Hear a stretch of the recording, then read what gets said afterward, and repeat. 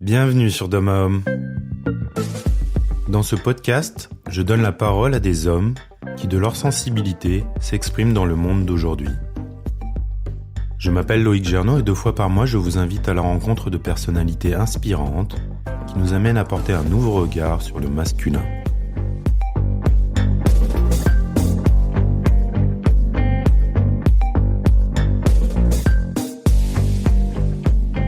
Dans les cercles de parole, l'invitation est de s'exprimer tel que l'on est. Autrement dit, d'être entendu dans son authenticité. Dimitri Dutrex, photographe professionnel, propose lui d'être vu dans son authenticité. Au travers de son objectif, il accompagne au soin par l'image, aidant les personnes, et notamment les femmes, à se réapproprier leur corps.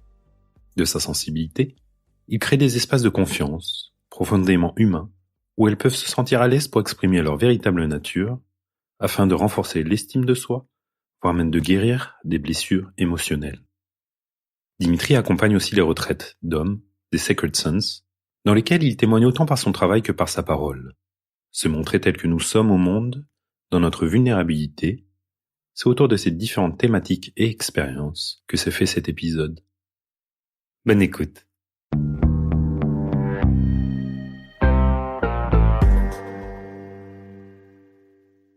Bonjour Dimitri. Salut Loïc. Bienvenue.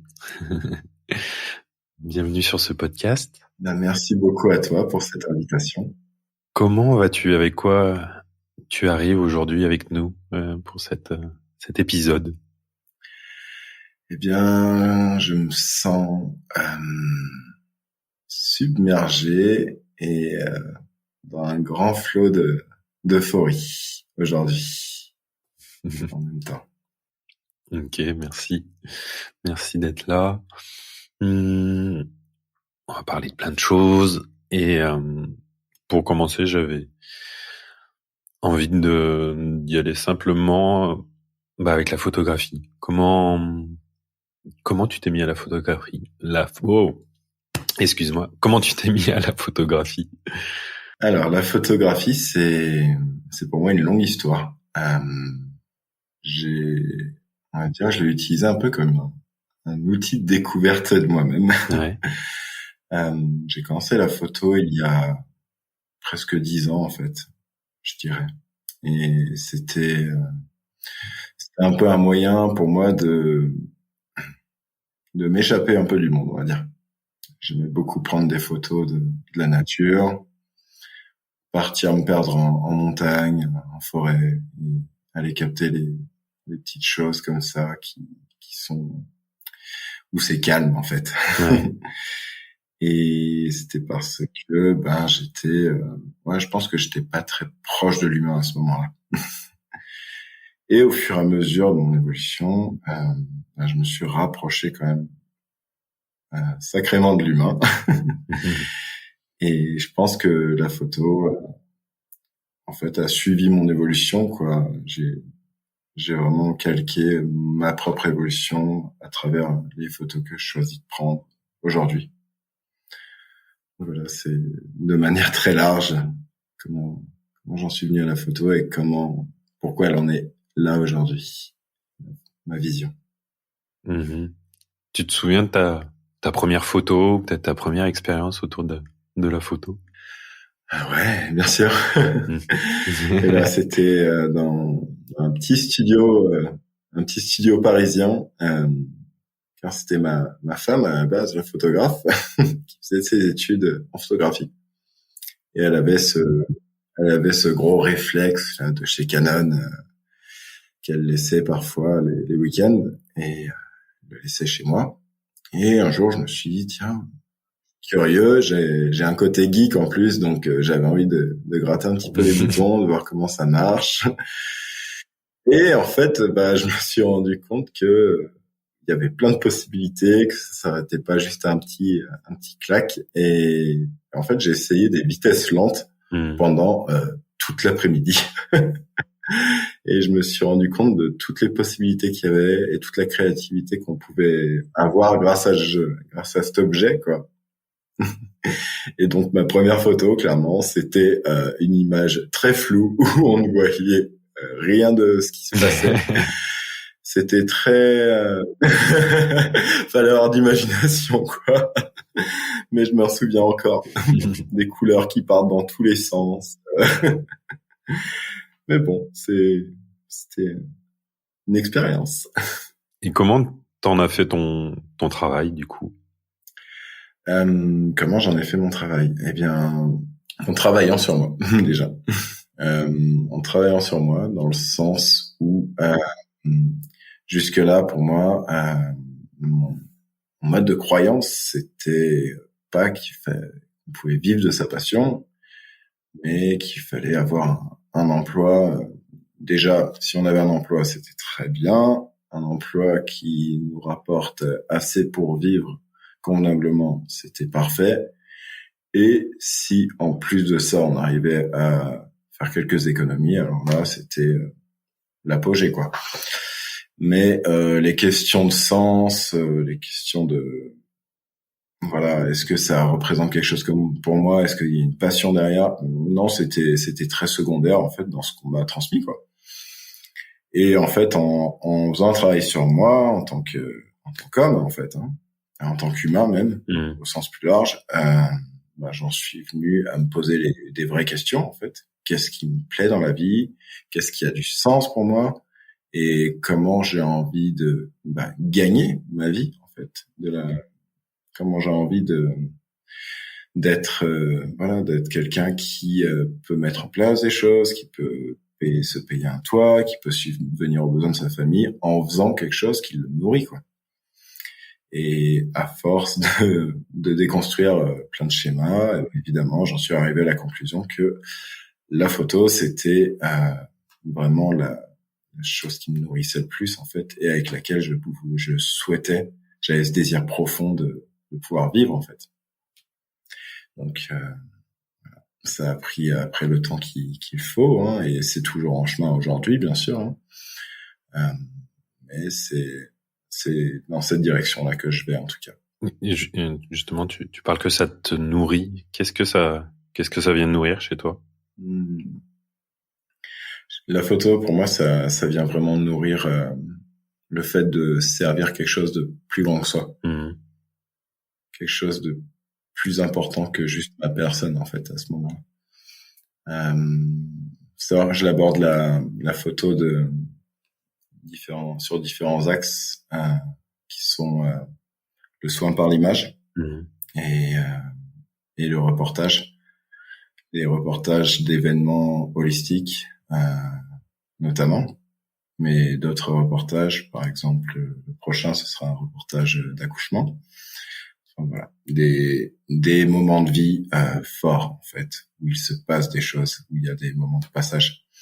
Et même le soin par l'image, ce qui est souvent orienté vers les femmes, car il y a vraiment cet élan chez beaucoup de femmes de se reconnecter à leur corps, d'avoir un regard plus bienveillant sur leur image.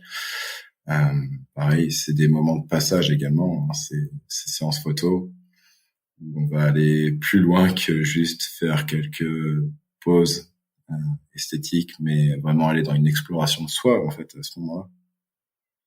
Et tout ça, ça représente quelque chose qui est plus important que moi, en fait, à ce moment-là, et j'ai l'impression d'être au service, voilà. J'ai l'impression d'être au service de quelque chose qui a de la valeur à mes yeux.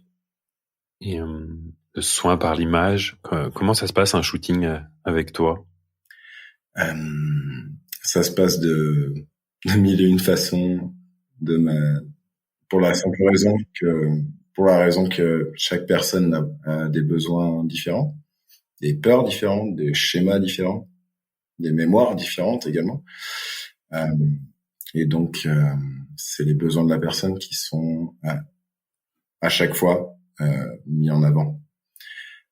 Qu'est-ce que la personne a besoin d'explorer, de réveiller chez elle? Par exemple, ça peut être une femme qui a besoin, suite à, par exemple, je ne sais pas, un abus, par exemple, de se réapproprier son corps, en fait. Et ça peut être fait par l'image. Ça peut être justement dans un espace bienveillant et non jugeant surtout, où elle va pouvoir librement exprimer sa nature profonde. Est-ce que sa nature profonde, c'est de retourner dans sa sensualité? Mais quand je dis sensualité, dans un sens vraiment plus large, dans être à l'écoute de ses sens, en fait, en tant qu'humain. Est-ce que ça va être de retourner à quelque chose de plus sauvage aussi, peut-être, ou des choses plus légères, ou même parfois exprimer une émotion qui n'a pas été exprimée jusque-là et qui a besoin de sortir. Voilà, c'est ce genre de choses qui sont accueillies, qui sont proposées dans ces espaces de séances photo. Et voilà, il y a une vraie exploration de soi et un vrai lâcher prise. Il y a un lâcher prise qui est vraiment réel à ce moment-là. Et qui demande un peu de courage quand même. Surtout quand la personne qui vous prend en photo est un homme. Donc, et tout ce que ça peut représenter. Que ça, c'est pas rien, là. C'est pas rien de le dire. Mais en même temps, je pense que ça peut apporter des clés de guérison. Le fait de savoir qu'on peut être vu dans son entièreté, dans toute son authenticité, par le masculin, et vu de manière bienveillante. Et surtout que ce masculin mette tout en œuvre pour magnifier cette image en fait qu'il voit du féminin. Donc voilà, c'est vraiment dans cet esprit-là en tout cas, mais que je propose mes séances photo, en tout cas avec ces valeurs-là. Ouais, j'entends des valeurs humanistes. Ouais, humaniste, ça c'est bien le mot. C'est bien le mot. Ouais. Et donc du coup, oui, effectivement, tu as abordé que tu accompagnes, en tout cas sur les soins par l'image, donc les shootings individuels, tu accompagnes plus les femmes, mais il y a peu de demandes d'hommes. Exactement. Pas par fermeture d'esprit pour les hommes, mais simplement parce que il y a beaucoup plus de femmes qui sont ouvertes à cette step-là, en fait, de reconnecter avec leur image, avec leur corps, et d'être en amour de soi pour ce corps. C'est un besoin qui demande d'être déjà ouvert à ses émotions, en fait, et suffisamment ouvert pour vouloir se donner cet amour-là à soi-même. Et évidemment, les femmes sont plus enclins à ça que les hommes dans la société actuelle, ce qui fait que évidemment la demande est majoritairement en fait émise par des femmes. En fait. Mais le jour où un homme me demande de l'accompagner vers ce chemin-là, eh bien, ce sera tout aussi accueilli qu'une femme en fait, et il disposera également de cet espace de libre expression. Et surtout de non-jugement et avec beaucoup de bienveillance. Et donc tu dirais c'est un manque de sensibilité ou c'est peur de ne pas s'autoriser à faire cette démarche? Alors, je pense qu'il y a beaucoup de non-autorisation qui se cache derrière. Parce que quand même, je remarque que par exemple dans les immersions entre hommes, les cercles d'hommes, que je peux faire, dès qu'on donne l'espace pour exprimer ses émotions aux hommes, dès qu'on les autorise, ils s'autorisent. Mais c'est l'espace qui autorise la personne, qui autorise l'homme à le faire. Oui, le cadre. Mais s'auto-autoriser, par contre, c'est pas pareil, du coup. Je veux dire, voilà, le cadre proposé fait que bon bah ça y est, je peux m'autoriser, c'est ok. Mais là il y a vraiment une démarche avec soi-même en fait, comme un petit, on pourrait dire un pacte avec soi-même avant pour vouloir se reconnecter à ce corps, à cette image que l'on a de soi et mettre en place les choses pour quoi.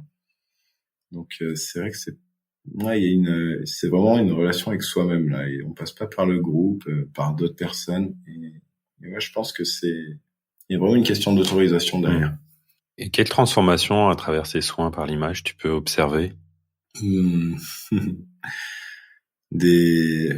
vois des transformations magnifiques, en fait. Et c'est ça qui est super intéressant.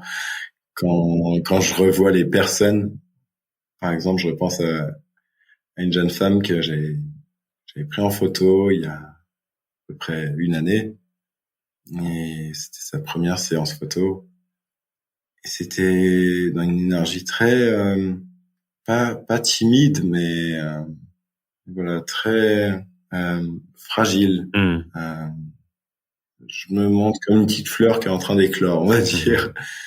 Et je veux me voir, mais en même temps, j'y vais avec un petit cran de sûreté.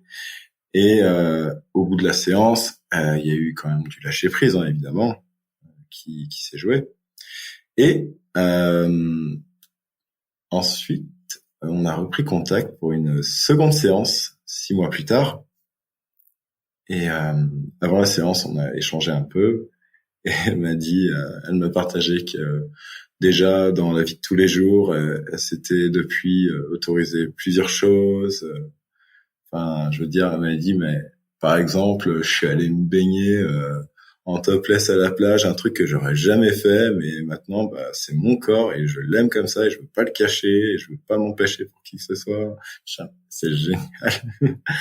Et à la seconde séance photo, waouh, un véritable lâcher prise, quoi. Et puis surtout, il y avait vraiment cette femme, quoi, qui est là et qui est incarnée et puis qui est dans son corps et qui sait qu'elle a ses formes, qui la composent et qui joue avec, qui danse avec et qui les aime profondément.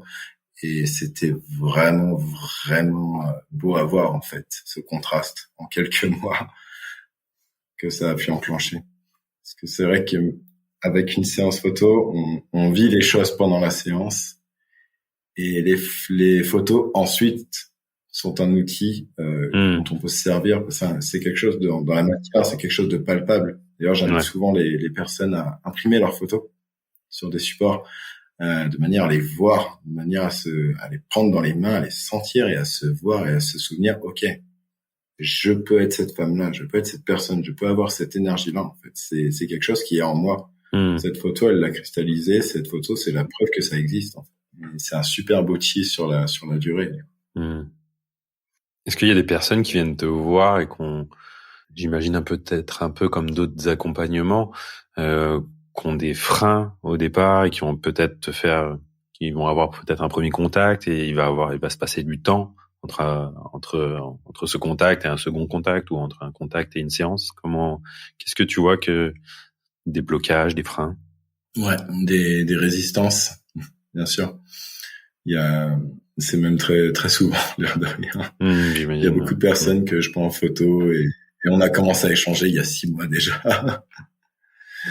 Parce que il y a un travail à faire sur soi, en fait, avant de se lancer, quand même.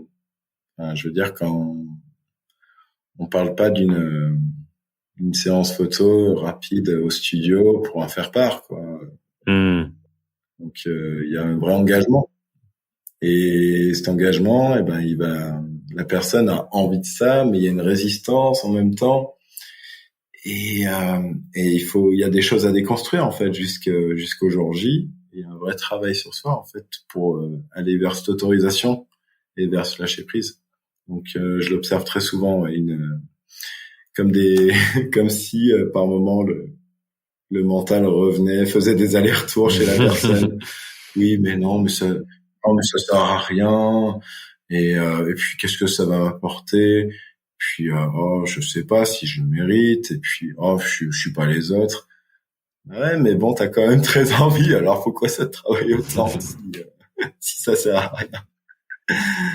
C'est rien que d'imaginer cette démarche, prendre les photos, avoir ce retour, qu'est-ce que ça peut provoquer chez la personne? Ça, oui, ce serait très intéressant de voir le processus, de pouvoir voir un peu l'évolution, la transformation. Bon, je sais qu'on peut déjà le voir à travers des photos, mais ouais, d'être au plus proche, ça pourrait être très intéressant. Et Et j'aurais envie de te poser la question, est-ce que toi, tu as travaillé sur ton image du coup? Bien sûr, bien sûr. Ouais. Et j'y travaille encore aujourd'hui. C'est c'est beaucoup de travail hein, sur moi, mais en même temps c'est indispensable. C'est indispensable dans le sens où ça me permet d'avoir une meilleure compréhension de ce qui se joue pour la personne de l'autre côté en fait, de la caméra. Qu'est-ce qui se passe pour elle? C'est quoi cette vulnérabilité? Je parle souvent de se mettre en vulnérabilité à ce moment-là et la beauté que ça a d'y être, mais qu'est-ce que ça représente là? Et c'est pour ça que moi je travaille avec moi-même en fait également. Et j'apprends à avoir de l'amour pour ça en fait, me sentir vulnérable et, et voir la beauté que ça représente en fait, parce que c'est humain. Et en fait, ça nous rend pas moins fort, plus faible ou que sais-je. Non, c'est au contraire. Je pense que ça a été mal interprété depuis des siècles et en fait, non, c'est vraiment même notre plus grande force d'avoir la conscience qu'on est vulnérable. Donc ouais, c'est quelque chose qui est présent chez moi justement, ce travail sur l'amour de soi. Et ce travail, il a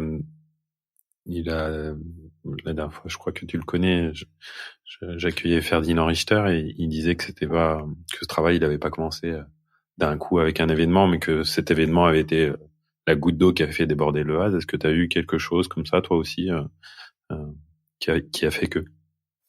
Ferdinand. Qu'est-ce que je l'aime, ce frère.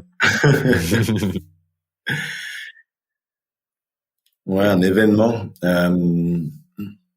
Ouais, je pense qu'il y a eu un peu de ça, mais ouais, je pense que c'est vraiment la paternité. La paternité, ça m'a réveillé sur beaucoup de choses. Ouais, de devenir père, ça a été une vraie transformation et ça a fait travailler beaucoup de choses en moi. Après, je pense aussi le fait d'avoir mis en place d'avoir pris un coaching en fait. J'avais pris un coaching il y a une année et demie de ça. Et le pire, c'est que c'était sans grandes attentes en fait. Je savais pas trop à quoi m'attendre. Je savais juste qu'il y avait quelque chose qui bloquait, et que j'avais besoin d'investir sur moi en fait, et de travailler sur ça. Et dans ce coaching, en fait, on a commencé par un bon vieux shadow work des familles. Et en fait, ouais, j'ai mis le nez dedans, quoi. Et là, ça a été je pense que ça a été ça le point de bascule où je savais que il y allait avoir un avant et un après, et que c'était plus possible cet avant. Et donc tu es papa de deux enfants. J'ai l'impression, alors je ne le suis pas, je ne suis pas père, mais j'ai cette impression que dans notre histoire aujourd'hui, on demande au père, il y a une espèce de besoin de prendre ce rôle, de prendre sa place.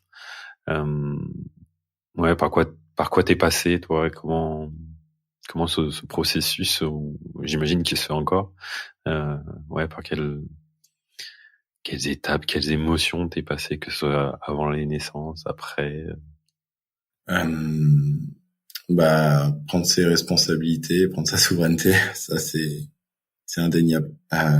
C'est quelque chose auquel je pense chaque homme se trouve confronté un jour. Il y a un archétype qui le décrit bien d'ailleurs, un archétype masculin qui est l'archétype du roi.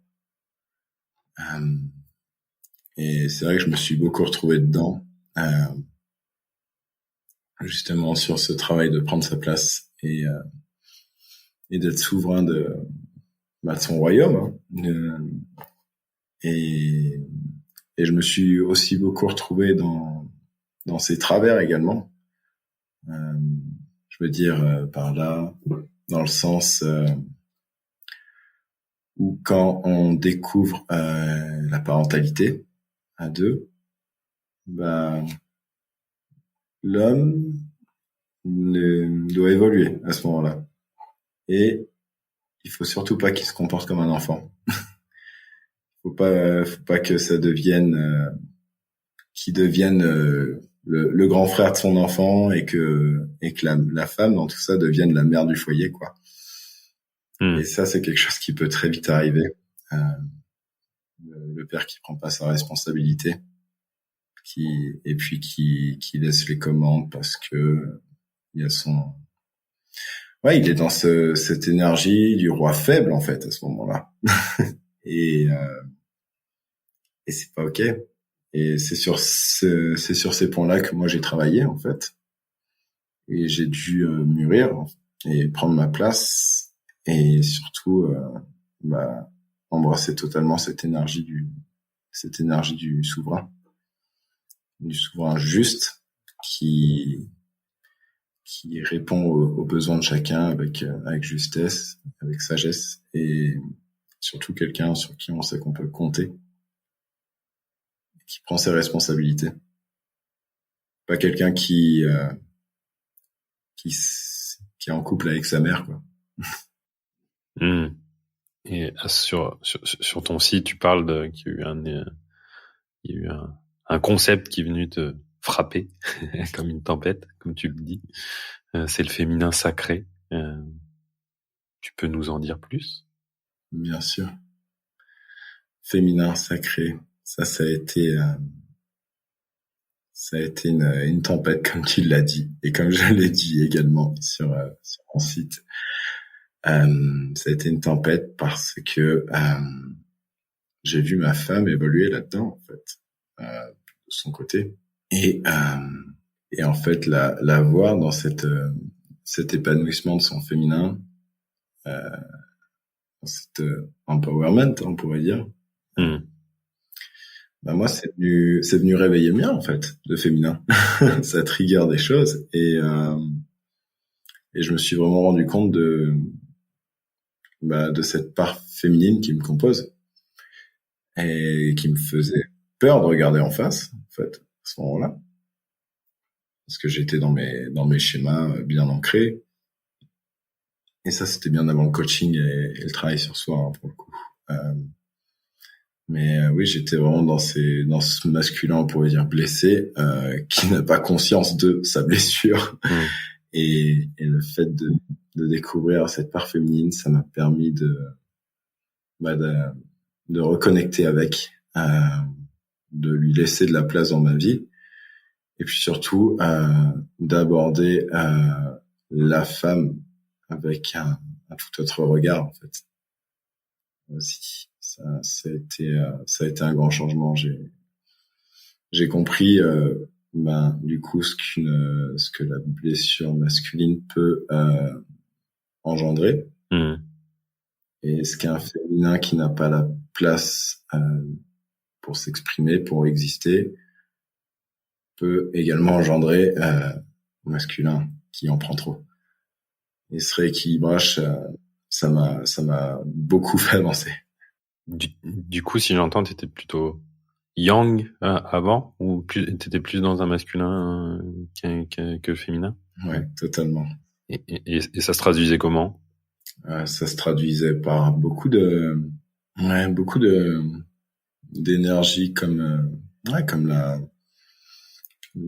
des colères qui sont mal vécues, en fait, qui se transforment en frustration, et beaucoup de besoin de contrôle également. Un fort besoin de contrôle.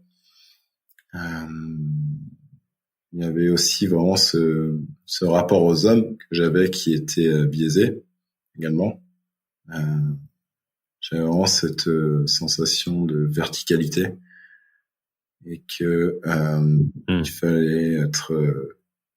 fallait pas être le moins menaçant, peut-être ça, peut-être un peu de ça même. Il y avait vraiment pas ce plan très très horizontal où on est tous au même niveau. Je le voyais vraiment comme quelque chose de comme une échelle de graduation, quoi. C'était pas sain du tout, quoi. Tout parce que chaque homme devient une menace, ou voilà. C'est vraiment comme ça que Ouais, dans ce schéma-là que j'évoluais, parce que c'était le schéma dans lequel j'avais grandi, quoi, tout simplement, hein, et c'est ce qu'on m'avait transmis quand j'avais l'âge de recevoir les enseignements petits, quoi. Et du coup, ça t'a demandé de te détacher de ta lignée? Ouais. Oui. Il y a eu comment dire, déjà, avant de m'en détacher, d'avoir une totale compréhension de ma lignée. D'avoir une totale compréhension de leurs blessures, leur histoire, leur trauma, les mémoires, tout ce qu'ils m'ont transmis. Et surtout de faire la part des choses entre ce qui m'appartient et ce qui appartient à ma lignée, qui sont deux choses totalement différentes. Ouais.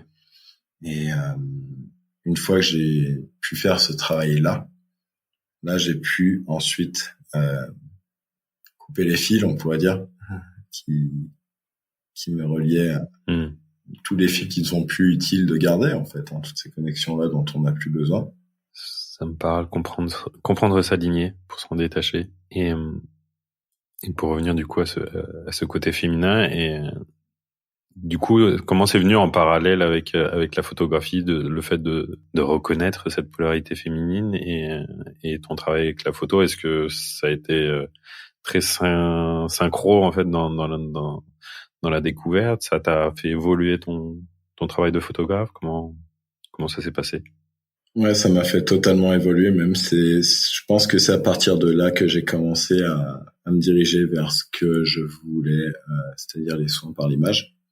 Donc proposer des espaces pour les femmes qui souhaitent se reconnecter à leur image, parce que ça m'a permis de mieux les comprendre.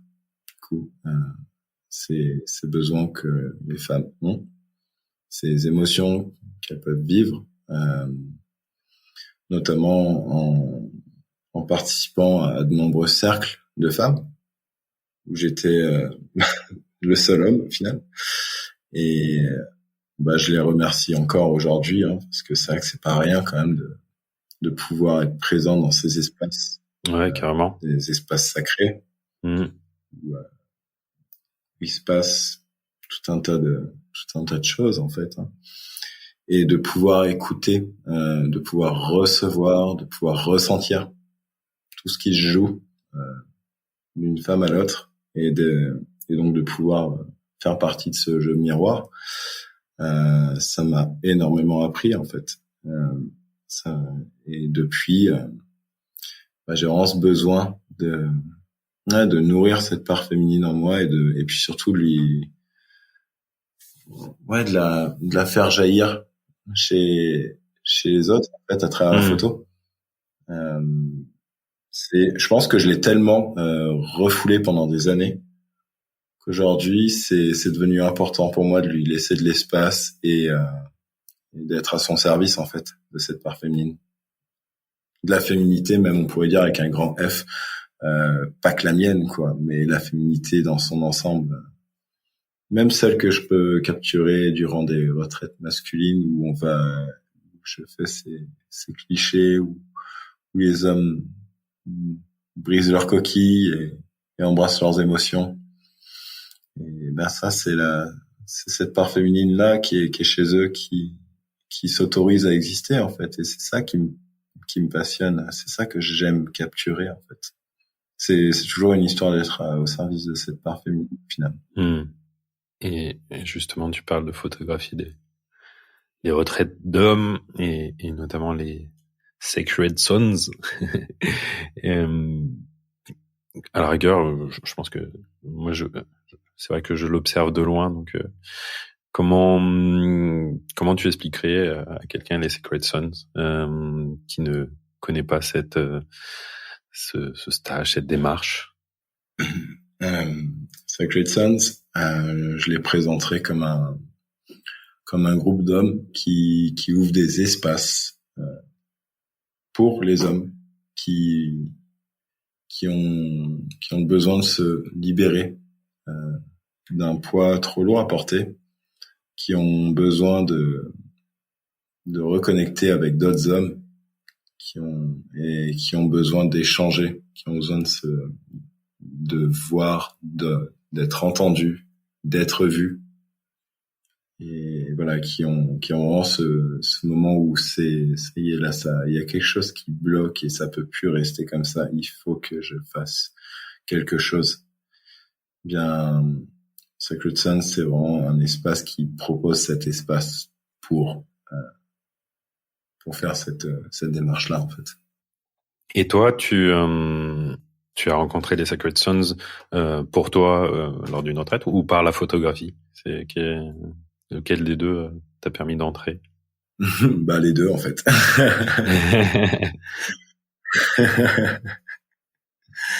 Ouais, à chaque fois que je photographie une immersion avec les Suns, à chaque fois j'y participe également. Dans le sens où j'ai besoin, déjà rien que pour moi, en fait, pour ce que ça m'apporte, hein, d'être avec les hommes, de rire avec eux, de jouer avec eux, de me battre avec eux, de pleurer avec eux également. Mais et voilà, par moment, je prends la caméra et je capture ce qui se joue. Mais c'est pas, comment dire, c'est mon moyen d'expression en fait. Donc ça reste toujours très très discret. Et puis surtout, c'est pas quelque chose que je fais en plus. C'est quelque chose qui fait partie de moi en fait. À ce moment-là, quand je prends ces photos, je veux dire, je suis avec la personne quand même. Je suis là, je fais partie de tous ces maillons de la chaîne qui tiennent l'espace pour la personne qui vit ce qu'elle a à vivre. Mais je capture juste l'instant en plus. Donc ça s'est fait comme ça, même la première fois qu'on s'est rencontrés avec Jason, Calais et Andrew, c'était qui sont les trois parmi les fondateurs des Suns. Et c'était comme ça, dans cet esprit-là, quoi. Je venais pour participer, pour prendre des photos également. Qu'est-ce qui s'y vit? Qu'est-ce que tu peux capturer à travers ces événements, ces retraites? Qu'est-ce que tu vois, toi, à travers tes yeux et ton objectif, j'aurais envie de dire? J'y vois des vrais hommes, en fait, à ce moment-là. Des hommes vrais, avec eux-mêmes. Et ouais, j'ai l'impression qu'il y a un grand non-dit, en fait. Et quand on est dans cet espace-là, on est tous d'accord, quoi. Il y a des choses trop lourdes, en fait. Et c'est pas ok de devoir les porter aussi longtemps tout seul, en fait. Il y a des choses, enfin, qu'on doit traverser. Et elles sont dures à traverser, ces choses. Et ils sont durs à abandonner, ces schémas. Et dans des cercles, d'être à plusieurs, c'est vraiment ça le message, que quand on est un homme, on apprend qu'il faut serrer les dents et qu'il faut faire avec. Mais d'une, on peut choisir de ne pas faire avec. Et puis de deux, on peut choisir de traverser tout ça accompagné. À plusieurs. On n'est pas obligé de traverser cette nuit noire et sombre tout seul, en fait. On peut le faire avec des hommes qui nous donnent tout le soutien et tout l'amour nécessaire. Et ça, c'est super beau, en fait. Ça me touche profondément, en fait, de voir des hommes capables d'avoir cette sensibilité, ce soutien, de voir des hommes qui se prennent dans les bras, qui se remercient, qui discutent comme ça pendant des heures. Enfin, c'est beau, en fait. C'est ce que j'aimerais voir plus dans le monde, en fait, d'une certaine manière. Oui, ça vibre, je le vois beau, rien qu'à travers tes mots. Il y a une question qui m'était venue tout à l'heure, juste une aparté, un rewind, on va dire. Et tu parlais des besoins des femmes, tu as pu voir les besoins des femmes. C'est quoi les besoins des femmes? Qu'est-ce que tu as pu observer? Les besoins des femmes, ils sont nombreux. Et mais elles ont besoin de toutes celles que j'ai accompagnées, en tout cas, à travers la photo. Elles ont besoin de cet amour qu'elles se donnent à elles-mêmes. Elles ont besoin de ne plus attendre de le recevoir de qui que ce soit d'autre que elles-mêmes. Le recevoir de quelqu'un, c'est quelque chose, c'est ok, c'est bien, mais s'aimer soi-même et s'autoriser tout cet amour-là, ça c'est the deepest love, tu vois, vraiment. et ça c'est vraiment le besoin que je ressens, quoi. Que je vois le plus se manifester. Et puis un espace, quoi, ce besoin aussi d'avoir un espace pour être véritable, en fait, pour être dans sa vérité, pas dans des masques, pas dans du paraître, être vraiment soi-même. Ça c'est très présent également. Ouais, ça me touche parce que je fais le parallèle en fait finalement avec les cercles d'hommes où c'est un espace pour la parole, mais là c'est ce que tu crées, moi ce que j'entends, je vois, c'est des espaces pour l'image, en tout cas pour l'image de soi, et c'est beau aussi, et du coup pour rebondir, et toi, quel besoin tu vois chez les hommes, que ce soit à travers toi, ton expérience de toi en tant qu'homme, ou à travers les accompagnements que tu fais. Je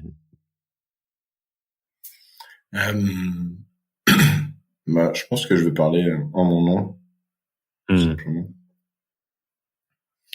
Mais moi, j'ai beaucoup ressenti ce besoin qui venait me prendre vraiment aux tripes durant les immersions. Ce besoin d'être vu tel que je suis, dans mon entièreté. Et aussi le besoin de recevoir, d'accepter de recevoir le soutien des autres. J'ai, à ma dernière immersion, reçu un superbe cadeau suite à un shadow work. Et c'était une véritable libération. C'est vraiment tous ces 15 hommes qui m'ont accompagné vers une libération de quelque chose qui était devenu trop lourd à porter, qui ont crié avec moi, qui ont pleuré avec moi et qui m'ont donné qui m'ont donné de la résistance quand j'étais au sol pour me relever de tout ça et pour repousser ce trauma que je ne voulais plus. Et ensuite, une fois que ce travail-là a été fait, qui étaient tous autour de moi à me répéter des phrases de soutien, à avoir tous une main posée sur moi et à me dire que je suis pas seul et que je suis capable et qu'on va faire ce travail ensemble. Et tout ça, ça m'a énormément apporté. Ça a répondu à beaucoup de besoins. Cette capacité de recevoir, s'autoriser à recevoir de l'aide, de la compassion, de l'amour d'autrui. C'était un véritable cadeau. Oui, recevoir qui est plus une capacité yin, féminine. Et tu alors tu accompagnes des Sacred Sons, mais toi aussi tu organises des retraites ou des stages pour femmes comme pour hommes, si je crois bien. Principalement pour femmes. Ok. Avec ma femme d'ailleurs. et également une amie à nous. On propose c'est des retraites qu'on appelle la voie des déesses, où on invite vraiment les femmes à reconnecter avec cette féminité qu'on pourrait qualifier d'énergie divine même. Et je trouve ça très beau. Et c'est des espaces qu'on propose pour les femmes. Où il y aura plusieurs rituels, activités, photothérapie, échanges, libération, quand il y a besoin. Voilà, c'est c'est des très beaux espaces qui me touchent beaucoup à chaque fois. Et d'ailleurs, la prochaine aura lieu dans 2 semaines. Ça arrive. Ouais, ça arrive. On a très hâte. Mais c'est principalement des espaces pour les femmes. Ok. Et tu vas continuer aussi, j'imagine, de suivre les Sacred Sons. Oui, on continue. Car je quitte la France du coup dans plus d'1 mois pour la Californie où on va démarrer un voyage en famille. Et du coup, à mon arrivée, il y aura un événement avec les Sons et qui seront cette fois en relation avec une association. Et ils vont organiser la première VMX, qui sera Veteran Masculine Experience, donc un espace pour hommes, pour les vétérans américains. Donc un espace pour justement lâcher tout ce qu'il y a à lâcher, faire le travail sur soi entre hommes qui ont connu la guerre. Ça peut être très fort. J'en ai des frissons à chaque fois que j'y pense. Ouais. C'est un véritable honneur pour moi parce que déjà je les ressens déjà d'ici en fait, tous ces hommes là, qui ont vécu tous ces événements. La guerre, quoi, il y a la guerre juste, c'est et tout ce qui ramène, quoi. Tout ce qu'ils ont, tout ce dont ils ont besoin de se libérer. Enfin, pour moi, c'est un honneur de pouvoir capturer ces moments-là, en fait. Ouais, je ne peux que les imaginer très fort, ce genre d'événements. Et être entendu et vu dans son authenticité. Voilà ce que ça me dit tout ça. On arrive à la fin. Est-ce que toi, tu avais quelque chose, une envie de partager, je sais pas, quelque chose qui t'a inspiré ces derniers temps? Ce qui m'a inspiré ces derniers temps, c'est du coup, je suis dans une période où je cours beaucoup, je fais plein de choses en même temps et ça demande beaucoup d'énergie, mais malgré tout, j'ai fait un pacte avec moi-même, c'est de m'accorder un temps pour moi, un temps où je m'écoute, je réponds à mes besoins. Et en conscience, mettre de la conscience dans ce moment-là que je m'offre. Et vraiment, c'est vraiment quelque chose que je peux que inciter à faire, de prendre toujours, de faire un pacte avec soi-même pour, ça peut être ce que vous voulez, quoi. Ça peut être, je sais pas, du dessin, de la musique, sport, que sais-je. Mais juste d'avoir ce petit pacte avec soi-même, de se dire, ok, il y a la vie, il y a les obligations, il y a plein de choses à faire, mais il y a moi. Et j'ai de la valeur et j'investis aussi sur moi. J'investis en bienveillance et en amour sur moi. Et je prends ce temps-là pour moi, pour me faire du bien. Donc voilà, je peux que encourager tout le monde à faire ce pacte avec soi-même, parce que avec tout ce que je peux traverser cette dernière semaine, je me rends compte que ça m'aide profondément de m'accorder ce petit temps à chaque fois. Et c'est ça qui fait que les choses restent relativement fluides, en fait. Merci pour ces mots. Quels sont mes besoins et comment je les nourris? Effectivement, c'est quelque chose qu'on nous a pas appris et qu'il est nécessaire, je crois, de réapprendre aujourd'hui. Dimitri, merci beaucoup. Merci beaucoup pour ton temps. Merci beaucoup pour ta sensibilité. Moi, ça m'a touché. Et écoute, je te souhaite une bonne continuation. J'espère que tu as trouvé de quoi nourrir tes besoins de ta part féminine avec la photographie à travers ton voyage. Merci à toi, Loïc. Merci pour cet espace que tu proposes, cet espace d'expression également par la voix. Merci infiniment. C'est très libérateur finalement de pouvoir discuter comme ça de manière ouverte et de pouvoir y mettre des mots sur toutes ces pensées qui nous traversent. Donc un profond merci pour ça. Et ouais, je vais continuer à exprimer par la photo, évidemment, durant ce voyage.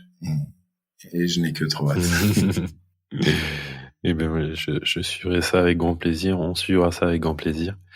Eh bien, écoute, Dimitri, bonne fin d'après-midi. Bon temps pour toi dans ce qui reste de cet après-midi. Et puis, à très bientôt avec grand plaisir. À bientôt. Salut.